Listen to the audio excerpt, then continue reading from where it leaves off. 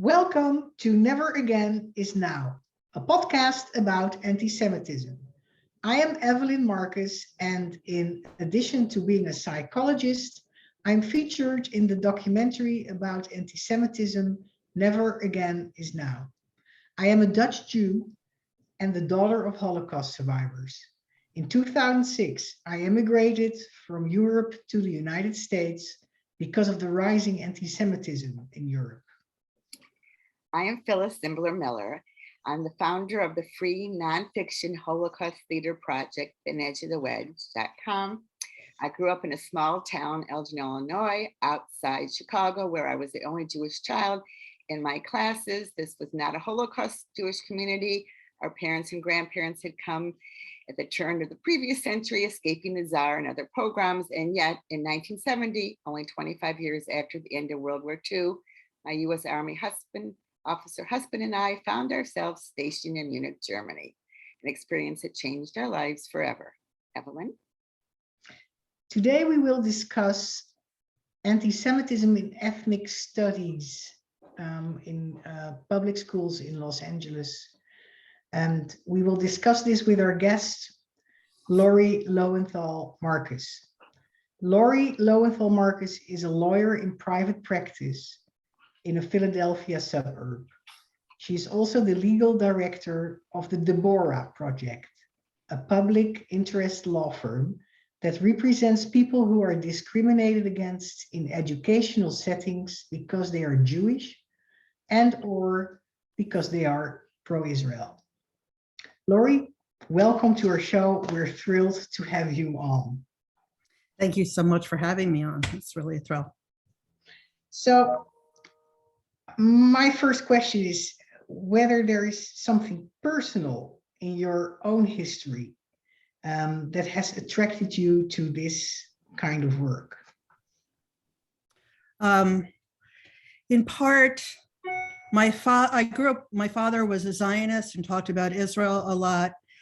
He wasn't a very observant Jewish person, but and my sense was being Jewish was a lot of nobody cared about us. Everybody, let us die in the Holocaust. And I thought, wouldn't it be great if there were no religions? And, I was the whole Beatles thing. And then I was a teenage, naive person well into my early 30s. And then 9/11 happened. And shortly after that, I went to Israel with my husband and on a synagogue trip. And we became very close with a young man who was our shomer, our guard. And he was a Hesder Yeshiva student. So he was in the army and studying. And that was the summer of 2002. And that December, he was murdered by Palestinian terrorists while he was on kitchen duty serving the Shabbat dinner. And those things really turned my head around. I started paying attention for the first time in my life to foreign policy, to Israel, to what was happening in the world. I woke up from being a single issue reproductive rights person to thinking about other things as well. And in particular, the murder of this young Noam just touched me in such a deep place that I dedicated, really the rest of my life has been very much about the Jewish people and the Jewish state. Long answer, but that's really it. Wow, that's a very special. Yes, I was going to say, it's not a long answer when it's such a deeply personal and moving one. So thank you for sharing that. But now let's get to what is the current news and why we really wanted you on is we would like you to talk about the lawsuit that you filed on May 12th on behalf of LA Jewish public school parents and teachers about what, and we'd like to tell us what's being taught in schools, that the lawsuit is challenging, and Include specifics about this ethnic studies curriculum, including the non-inclusion of Jews in the curriculum, the misrepresentations, and the hatred of Israel. Okay. We brought the lawsuit after. Is we the Deborah Project? Perhaps just could you say a sentence about that? Yes. We actually call it the Deborah Project, but the Deborah Project is, we represent individuals at all different levels in all different kinds of educational settings. And the reason we focused, the way we became focused on the ethnic studies curriculum in Los Angeles and in California more broadly is the board chair of the Deborah Project, Jesse Fried, he's a Harvard Law professor, and he heard about a BDS, boycott, divestment, sanctions of Israel resolution that was being promoted within the teachers union in Los Angeles, the UTLA, United Teachers of Los Angeles. And the way he found out about it was a Jewish teacher was very upset and very publicly resigned from the union. She had tried to get information. She was misdirected, told it wasn't happening. She found out it was happening. Anyway, so I began talking with this person, and then she introduced me to other teachers and parents in Los Angeles and of the public schools in Los Angeles. And it turned out I was able to help, but there was some retaliation for her speaking out. It was a good thing that she was represented by a lawyer. I was able to undo something that really would have been unpleasant for her. And then ultimately, the resolution, when the entire union was going to vote on it, they at the last minute withdrew it. So we had been following what was going on in Los Angeles in the schools for a couple of months at this point. And along the way, I had learned by speaking with parents in particular about this ethnic studies, liberated ethnic studies curriculum, and how the union, the LA Teachers Union, was working very closely with people who created a consortium. They call it it's a long name, Liberated Ethnic Studies Model Curriculum Consortium. And so before I tell you, well, actually at the same time as I tell you what's in this that's so upsetting and objectionable, I'll explain that the state of California has spent years struggling with the issue of ethnic studies and minority representation in the schools. And it started in the late 60s with the Third World Liberation Front and the Black Panthers. And there were riots at San Francisco State University, and there were demands made, and there was the longest strike, I believe, in American history on a college campus, and then it spread to Berkeley. And one of the demands was to create a formal department of ethnic studies in California schools, and then they created a college of ethnic studies. So the people who were involved in the demands, they were representatives of Black Americans, Hispanic and Chicanx Americans, Asian American Pacific Islanders, and Indigenous Native American people. So that's where those groups were demanding that their narratives be known and heard and recognized. And so it was with this creation of ethnic studies as a recognized field.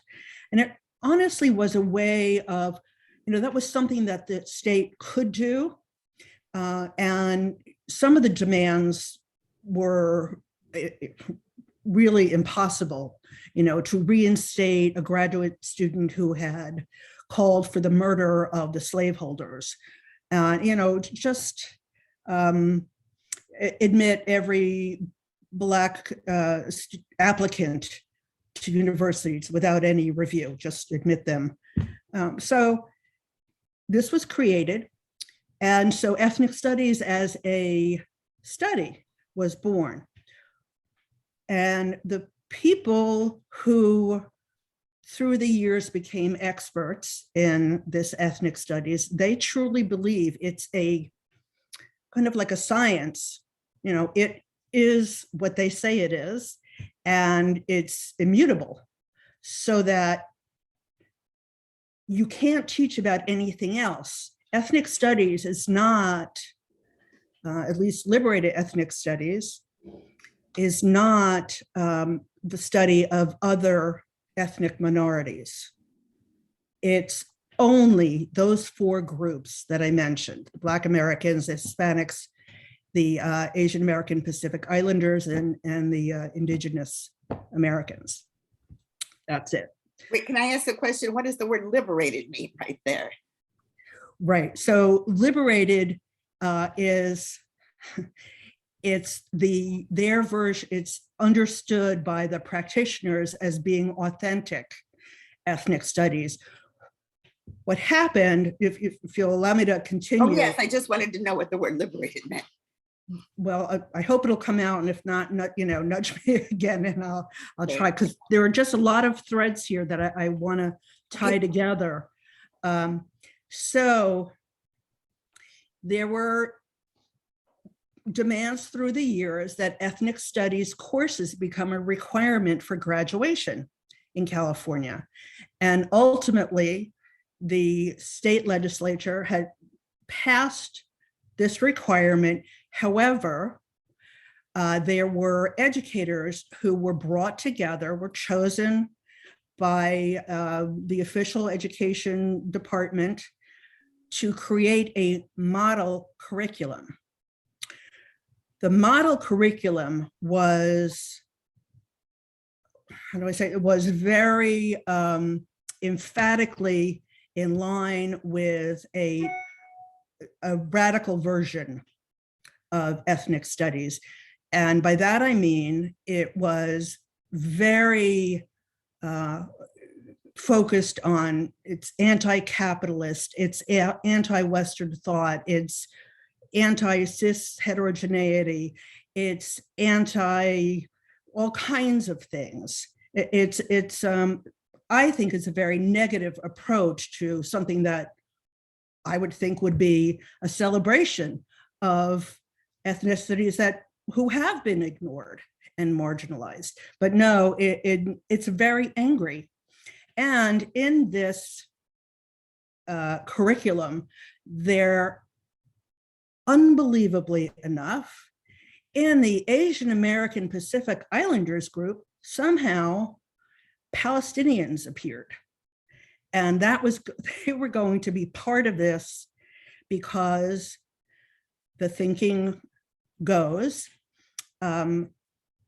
they are an oppressed minority, and they're very similar to Native Americans and the Hispanic and Chicanx, because they've been dispossessed of their land and they are oppressed.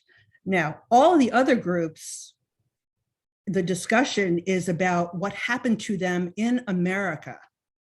But this one ethnicity or whatever group was inserted in, and that's where all of the very negative material about Jews and the Jewish state appeared, because that was how the Palestinians were defined. They were defined in terms of what the Jewish state did to them. The curriculum was removed as model curriculum. Governor Newsom said, we're not having this. That curriculum will not see the light of day, because there had been a huge outcry, not only by Jews, but also by Armenians and Sikhs, who said, well, what about us? Why isn't our story part of this? So it was rejected. A new group of educators were forced to go back to the drawing board, created a new model curriculum. Model curriculum in this context means that it's an example, but no school districts are actually required to use the model curriculum. They can, but they don't have to. They can develop their own. And this new version, this new model curriculum infuriated the previous drafters, the ones who had drafted the original. They came together with allies, or actually they don't like the word allies, co-conspirators, and created a liberated because they have been freed, they are removed, they are not what the state did. They are the Liberated Ethnic Studies Model Curriculum Consortium. And they have very much all of the materials that had been rejected by the voters and the state legislators and the governor. So that's where we are. That's where we were. But we have since found out that this consortium is peddling their educational materials, meaning the very negative, anti lots of things, including Jews in the Jewish state, materials to school districts. And the unions, some of the unions have been very supportive. For example, in Los Angeles, UTLA is very, very supportive of this liberated form of ethnic studies. And at public seminars, public because they listed the Zoom password in social media, but then didn't realize that other people were watching. They said, it's dilution is not the solution.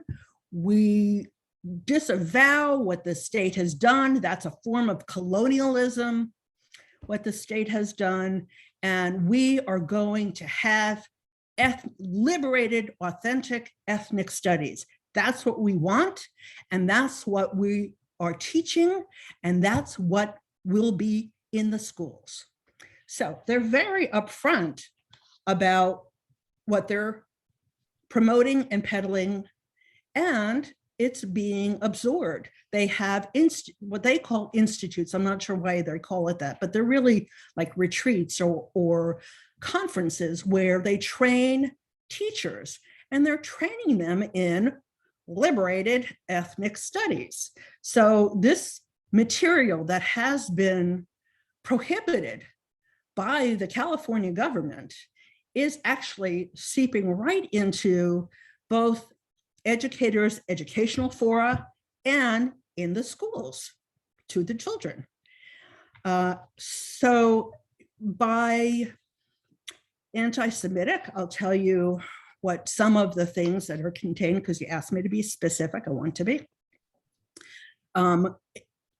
Israel was Palestine, historic Palestine. And the Jews only came there in the late 19th century. And their goal is to create and expand a state for Jews by, and this is a quote, any means necessary. And they acquired what they've acquired through land theft. They commit genocide, ethnic cleansing, and the indigenous people, which they call the Palestinians, are in a liberatory struggle for their ancestral homeland, and the Jews in the Jewish state are illegitimate. And by the way, don't worry about being anti-Semitic when you are explaining these things and providing the information to kids, because they say, Zionism is not Judaism. They're distinct. So you can be very critical, in parens that I'm inserting, even false, about the Jewish state and all the bad things the Jewish state does, but that's not anti-Semitic. So, you know, we got rid of that. Of course, it is anti-Semitic. It's absurd to say that there's any way to divorce Zionism from Judaism. And I think what they have a conflicted relationship with the term Zionist. It's definitely a dirty word to them. It's pejorative.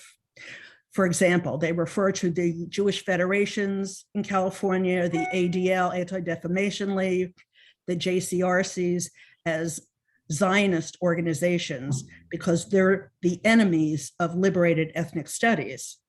But and they're only calling them Zionists because they're Jewish. I mean, none of those groups are really about Zionism. They're about the Jewish people here in the States. And so they're disaggregating Jews from Israel. And their lesson plans, include definitions for apartheid, which includes what Israel does. And settlers are Jews who steal the lands and homes of the native Palestinians. I mean, these are in lesson plans for kids through this liberated ethnic studies material. There was an expert in the Palestine issue who presented at a seminar, a panel for educators.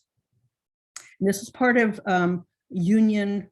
This was publicly sponsored by the union. And this person is from the Palestine Youth Movement, which is a radical leftist, anti-Israel and anti-American group, and this expert talked all about the fact that Israel is a fascist dictatorship and has stolen their land. They also have in the materials, the teaching materials, they have, maybe you've seen this disappearing Palestine map, which shows what all of Palestine looked originally.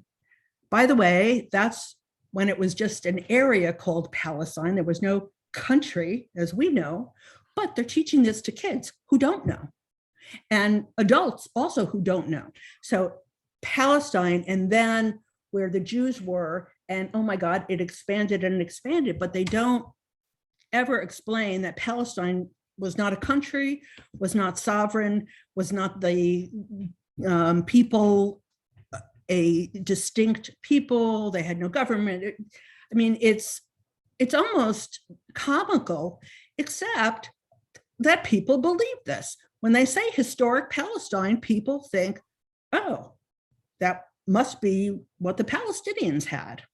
So it's very problematic, very problematic. And if we think the situation on college campuses is bad now for Jews, and it is very bad, it will be so much worse when these children who have been taught from pre-K all the way through high school these lies about Jews and the Jewish state. It will be disastrous. The Jews are demonized. They're denied their own sovereignty. They're denied their history. And so it will be even so much easier for this whole generation, this whole cohort that's coming up, to have very negative feelings towards Israel and towards Jews. And Lori, what is it towards Jews that they learn, that they teach? Well, it's mostly about what is and isn't anti-Semitic in this new version. It's not anti-Semitic to say bad things about the Jewish people. But let me give you an example of why demonizing the Jewish state is so dangerous for Jews. You two probably remember, I don't know about listeners, all of them maybe are not in California, but last year during the conflict in Gaza, there were car caravans traveling around with Palestinian flags and yelling horrible things about Israel. Israel murders babies and children. And at a sushi restaurant, do you remember this, in somewhere in LA? It's less than 2 miles from here. One of the cars stopped, people jumped out, and what they said was to these diners, these people eating outside at the sushi restaurant, who are the Jews? That's who they went after. They didn't ask for Israel.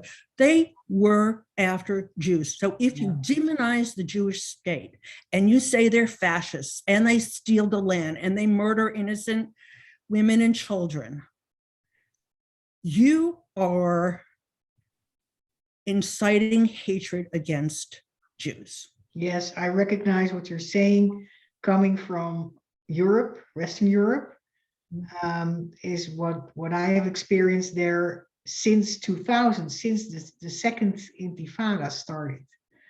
Whenever there was a flare-up of the Palestinian-Israeli conflict, Jews in the streets of Western Europe, in Berlin, in Amsterdam, Paris, etc., would be violently attacked for being Jews, and it was generalized by the attackers to Israel. So if Israel did something they thought was unjust, there would be a lash out to Jews in general in the streets of Europe. And we see the same thing now also coming to America, right? It is coming now to America, yes, indeed. And, you know, that is the biggest physical fear. But this curriculum denies Jews the right to define their own religion. These liberated ethnic studies folks, they say what is Judaism and what isn't Judaism, what is anti-Semitic and what isn't anti-Semitic. That's another form of anti-Semitism, Right. And danger to the Jewish people. Yeah. So what does I mean, we could go on for 2 hours, but I want to keep us on focus a little. What does the lawsuit say? What's standing? So tell us about the lawsuit. Okay, so the lawsuit is brought against this consortium, the LA Teachers Union, the head of the teachers union, Cecily Myert Cruz, a woman, Guadalupe Carrasco Cardona, who is the head of the consortium, and she is also a teacher in a Los Angeles public school, and Teresa Montano, who is a ethnic studies professor at Northridge. And she is very much hugely promoting this form, this authentic ethnic studies. And in fact, she's the one who said at least one seminar, you know, this is our turn. It's not, this ethnic studies is not for other ethnic groups. It's our turn for our story to be heard. And we don't have to worry about any negative impact on anybody else because it's about us. That's it. So it's against them, and also as a nominal defendant, the Los Angeles School District, LAUSD.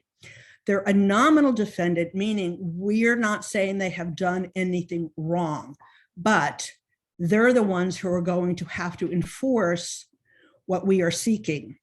So what we're seeking is, yes, what we're seeking is the removal of this hatred and discriminatory content, and also the requirement to be consistent with California law that any curricular materials be presented at a public hearing for the public to see and hear and comment on. That's a requirement. Both of the things that we are asking are requirements of California law. And so that's what we want to achieve. We're not asking for damages, for money from anybody. We just want the law to be followed and for Jewish school children to be able to go to school and not be demonized, for teachers to be able to work in an environment where they're not singled out as the enemy, as bad people because they're Jewish or Zionists. And that's what we're asking for.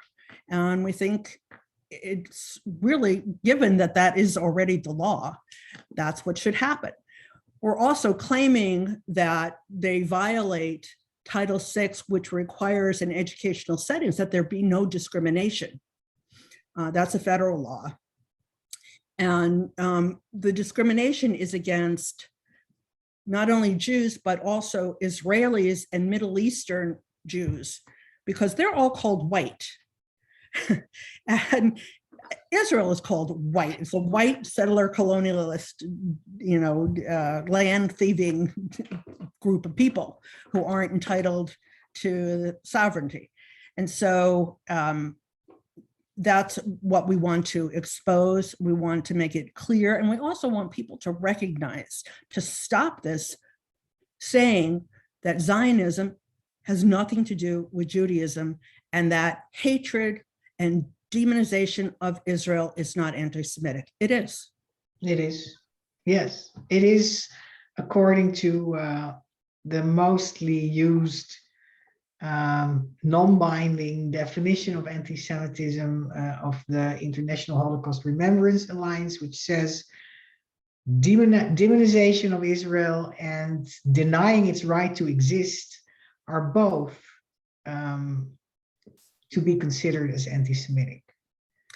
Right, and the woman who was the expert, the Celine Quisney, who was brought in from the Palestinian youth movement, she told her listeners, the educators, that the IHRA definition, which Evelyn just explained what it is, she said that it criminalizes criticism of Israel, which is absurd. It does not do that. But she just said it as fact, like so many of the information that's in this material, as if fact. These are educators. They're not facts. They don't know. And I'll tell you one more thing, if I may. The material from the lesson plans and from this telling teachers to fly under the radar and hide what you're teaching if you don't think your administrators will like it, that all comes from a website called, it's teachpalestine.org. And they've taken a lot of the stuff down now as well, but it's from the Middle East Children's Alliance, which is a rabidly anti-Israel, anti-West, but anti-Israel entity, which has affiliations and relationships with a designated terrorist group, the Popular Front for the Liberation of Palestine. That's who's creating the material, the lesson plans. That's what they're using. Now, I'm not saying that these teachers realize that, but guess what? It's their responsibility to know it. They need to know where it came from and that it's not reliable. In how many schools is this taught, you think? Well, it is, I don't know, is the short answer. What I do know is that they're constantly, the consortium are constantly having what they call institutes and are training more and more teachers about this. They're being told, fly under the radar, keep it quiet. We're not saying they have textbooks, but we know that one of the head of the consortium is a teacher in an LAUSD school. So we know it's in Los Angeles. We also know it's in a lot of the other school districts around California. The consortium is peddling this material because with this new requirement, high school graduation requirement of having at least one course in ethnic studies, The consortium, they're the experts. They're the ones who can train the teachers. There aren't enough other competing groups. So school districts are saying, okay, they're the experts because no one is looking very deeply. And because they really have been flying under the radar, it's people who should be responsible are not being responsible. They are saying, well, it's not happening. I don't know what you're talking about. We made all of these conditions when we passed the law. Well, those are only worthwhile if they're followed, and they're not being followed. And so there's no, enforcement mechanism. So it's spreading. And I'll tell you, it's not only spreading throughout California, which it is, but it is spreading to other states across the country as well. There's now a national liberated ethnic studies model curriculum consortium. And what they say is to the teachers they train is, if I understood it well, is if your school doesn't approve, just teach it with the door closed. Keep teaching. Yes, it says we've all had role models who teach liberatory curricula and use them as models. They are quiet about it. This is how we have to get it out. It's essential. This is the only thing that's authentic. And by the way, I think I started by saying these ethnic studies graduates believe that it's a science and it's only what they say it is. Even they're saying that the government of California has it wrong. It's illegitimate. What the government said is ethnic studies. Well, guess what? The law is what the government says it is. If they don't agree, bring a lawsuit. But right now, what the government says should be taught or should not be taught, that's the law.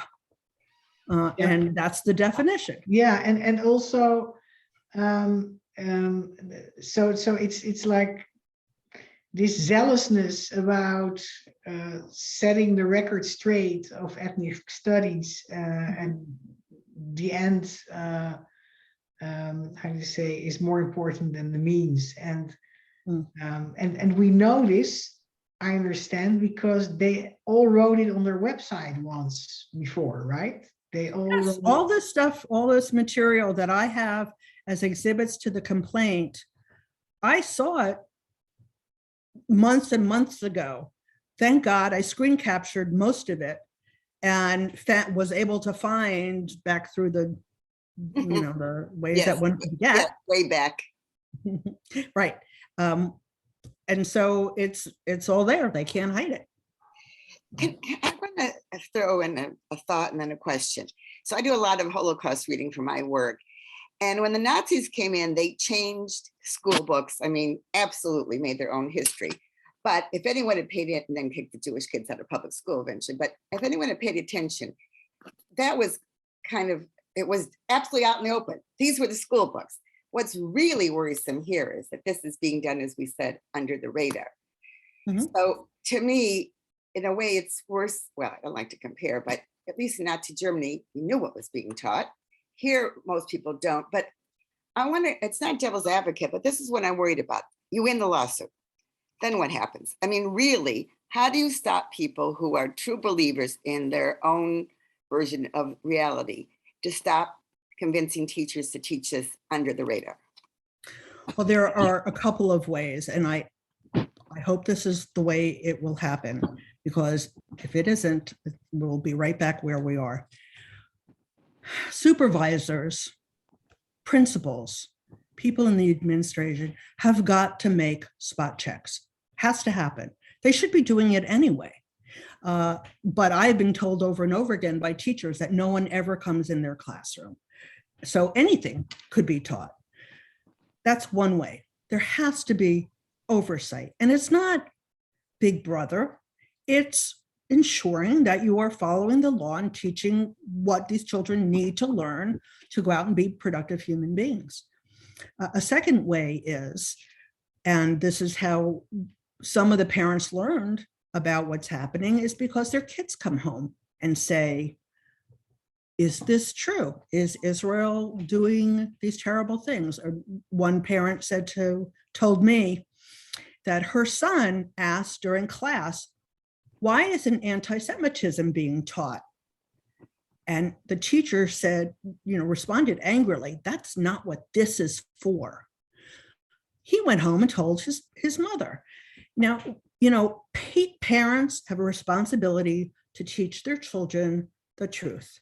They should be, we hope that they're teaching their children about Jewish history to some extent, nothing sophisticated, but the Jewish people have thousands of years of history in that land, and so they will have to come home and share that information with their parents. And I know, I had 4 kids of my own. When I asked what happened in school, they all said nothing. But you have to probe. I mean, that's our obligation as parents. And there's, I would rather it be positive and not negative. I would rather people not be made the object of punishment. But, can you imagine what would happen, and rightly so, if teachers taught, homosexuals are mentally ill or something like that? They wouldn't put up with that for a minute. So why are children being taught that Israel is a fascist government, dictatorship, and there are a bunch of land thieves and they practice apartheid as bad as South Africa?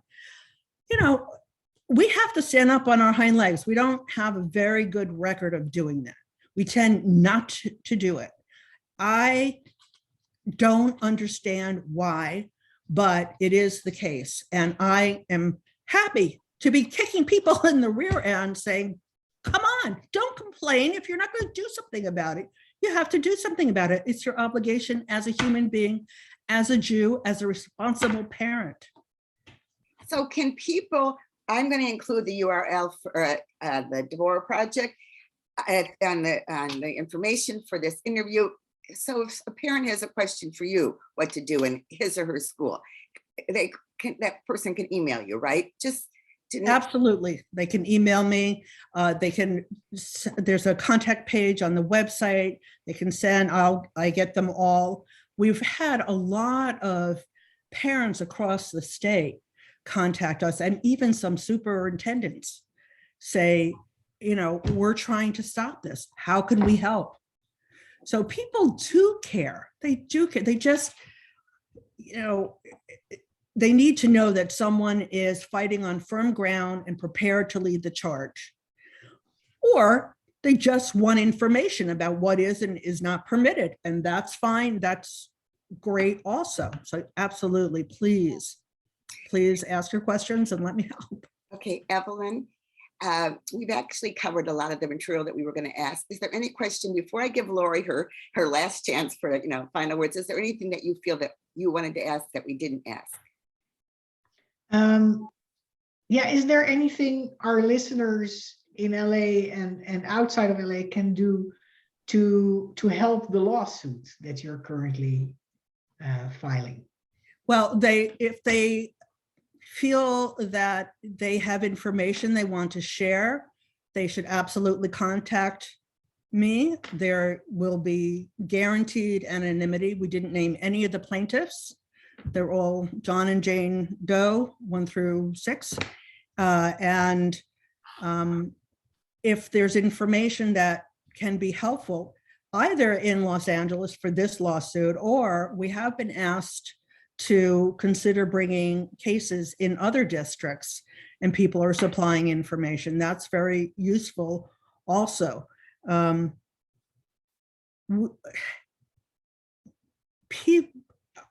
People who helped defeat the first version of the model curriculum were very happy and proud and celebratory. And now they don't really want to hear that they didn't succeed in stamping it out. And so we've had some pushback, which is disappointing because it's people who should be on our team and should want to eradicate this material. So we desperately, we need support. We need pushback when people say, oh, the case isn't ready. Why would you bring a lawsuit when it's not in the schools? You know, what are we waiting for? Textbooks that are produced that say this? We know it's in the schools. We know that the teachers are being taught this material. The consortium says it on their website. This is what they're teaching and training public school teachers to teach. Now is the time. Right. Now is the time. I think with those words, we're going to end. We're going to thank you, Lori, so very much for this. Thank our listeners. If any of you have not yet watched the documentary Never Again Is Now, that stars Evelyn and has very important information, please do so. It's on Amazon and it's on YouTube. And if anyone wants information about my free Holocaust Theater Project for students, it's at thinedgeofthewedge.com. And as we close, every time we say, whenever you can, without putting yourself in physical danger, speak up against anti-Semitism and all hate.